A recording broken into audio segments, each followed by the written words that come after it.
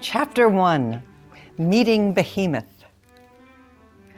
Behold now Behemoth which I made with thee. He eateth grass as an ox. Lo now, his strength is in his loins, and his force is in the navel of his belly. He moveth his tail like a cedar. The sinews of his stones are wrapped together. His bones are as strong as pieces of brass. His bones are like bars of iron. He is the chief of the ways of God. He that made him can make his sword to approach unto him. Behemoth is from the Bible. It's from Job. God mentions Behemoth to Job to scare him, to show him the futility of questioning Job, that God is the one who's created Behemoth and God is the only one who can manage him.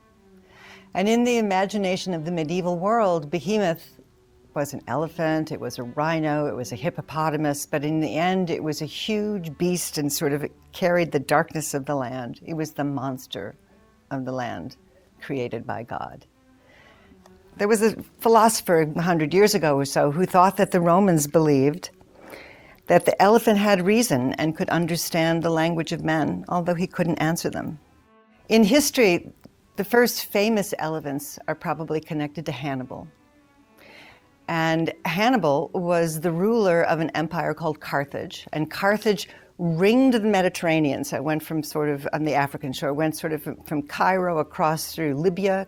The city of Carthage is still in Libya, and went across to Morocco, and then it crossed into the southern part of the Iberian Peninsula, what is now Spain. And it also included parts of Corsica and parts of Sicily and a few other islands in the Mediterranean. But Hannibal was a huge empire. It was 200 BC, and he was fighting with the Roman Empire. So instead of sailing across the Mediterranean to fight them, he actually didn't have enough ships. He wanted to take them by surprise. So Hannibal marched his army across, up through what is now Spain, crossed the Pyrenees, went across France, and then came into the Alps to be able to attack the Romans from the north. He had his cavalry, he had his foot soldiers, and he had 36 elephants with him. This is not the kind of elephant we know today. It's actually a North African forest elephant that I think is extinct now. It's a little bit smaller, but still, crossing the Alps, the mountain passes in the winter, which is what they were doing, was not really great for elephants. So there's all this talk about, yes, Hannibal and his 36 elephants. Well, 6 of them survived that trip, and 5 of them had died within a year, the next year, and the one who survived, who was a one-tusked elephant, became Hannibal's mount. And from the top of that elephant, Hannibal could survey the battle scenes. And he hung around in Italy for the next 15 years about fighting the Romans, and he occasionally then brought more elephants across by ship to do that battle. And finally, Hannibal went back home to run Carthage again.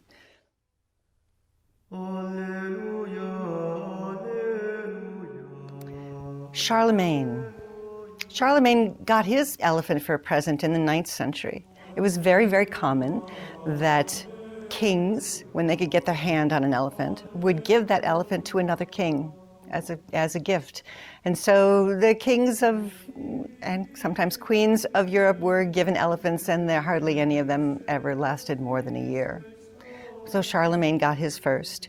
Henry II in Britain got an elephant in 1205 from the King of France. And he liked it even better than the polar bear he'd gotten from the King of Norway. And as soon as Henry II got this elephant, he had his carpenters build this huge big barn for it, and all the crowds from London came to see this elephant. But again, he died within 2 years. Pope Leo X got his elephant in 1515. And it was given to him by the King of Portugal as a bribe, because the King of Portugal wanted the Pope to say that Portugal should have the right to the Spice Islands, which were just recently discovered. It's Indonesia, present-day Indonesia. And it worked. The Pope was so taken with this elephant that he granted Portugal the right to the Spice Islands, as though he really had the right to do that. And Leo was just smitten with his elephant. The elephant died at the age of 7 in 1516, so he'd only had him for a couple of years. They didn't know how to feed elephants or anything back then, and there were all sorts of ways they died. But he died, and Leo commissioned a portrait from Raphael, no less. Unfortunately, the portrait no longer exists, as far as we know. people who protested him, like Martin Luther, thought that the way that Leo handled his elephant showed the decline of the Catholic Church. And he described Leo as indolently catching flies while his pet elephant cavorted about him.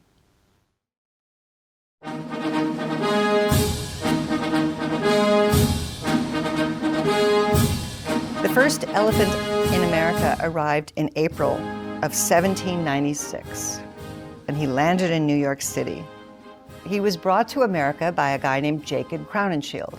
And Jacob and his 4 brothers, each of them had their own sailing ship, and they would go out in the world and they would buy things and then they would come back and try to sell them in America.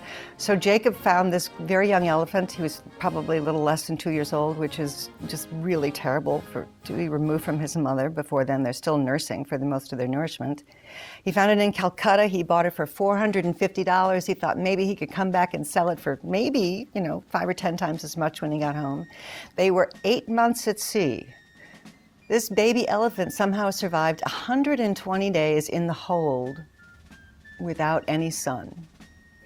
And they landed in New York Harbor, and they sent out all the flyers and everybody ahead so the crowd would, know that this elephant was coming. An elephant, my God, Behemoth in America. And he sold tickets, and he had them down at the Bull's Head Tavern at the tip of Manhattan. And within a very short time, Jacob Crowninshield got an offer of $10,000 for his elephant, and he sold him. That elephant wound up then touring. He outlived Jacob Crowninshield. Jacob Crowninshield went back to his home in Massachusetts, and he ran for Congress, and he served a term. He was actually nominated to be Secretary of the Navy, which he declined. But Jacob died at 38. But that elephant that he brought over from Calcutta survived for the next 20 years and toured from Massachusetts down to the Carolinas, back and forth, until he was lost to history.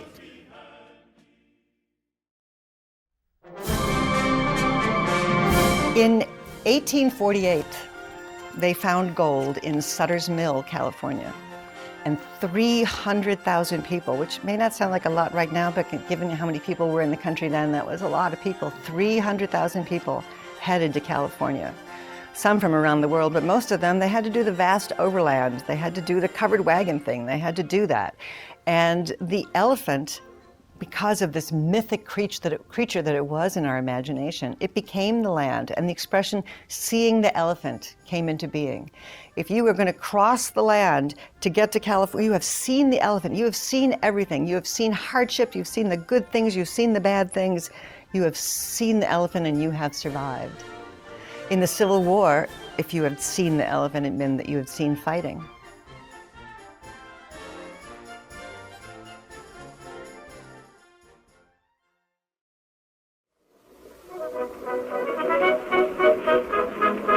In 1862, Abraham Lincoln was offered maybe the only gift that a president has received from another head of state that was declined.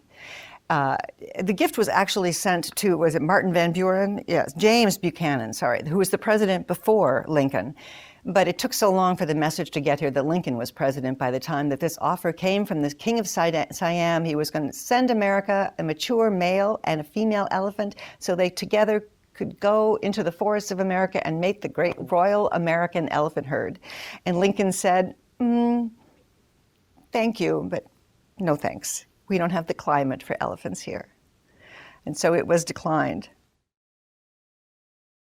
Cartoonists imposed the elephant on the map of the United States. And sometimes the trunk and the tusks went up into Maine, and sometimes the trunk and the tusks went down in New Zealand, and they did them, down into Florida.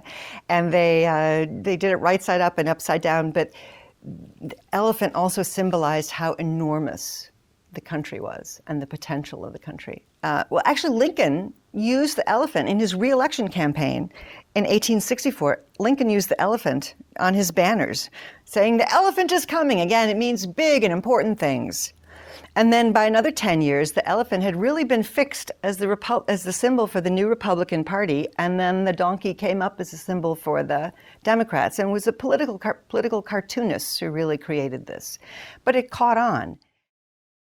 In 1912, when it was Taft and Woodrow Wilson and Teddy Roosevelt running again, there now was full on this donkey elephant fight. And so they decided that let's do a race. Let's race an elephant and a donkey from New York down to DC.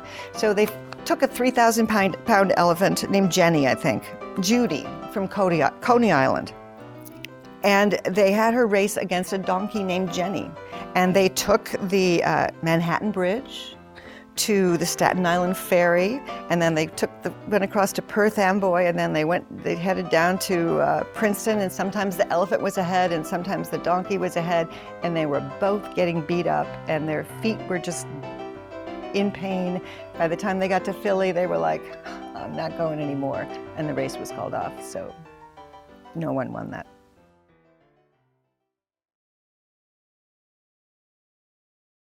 In the beginning, the elephant was imagined by us as God's biggest creation, something to be wondered at. It was a curiosity. It was also something to be feared.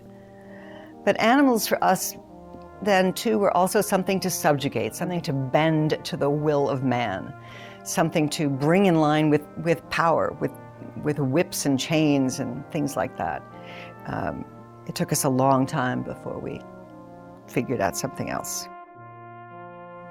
The day Lincoln was murdered, Lincoln died just a few days after Lee surrendered, so the war had just finished. And there was a Confederate spy that the Union had, and he kept trying to escape. He was trying to escape to Britain. And so Lincoln said to them, he said, let him go. Just let him go. What does it matter now? When you have an elephant by the hind leg and he's trying to run away, it's best to let him run.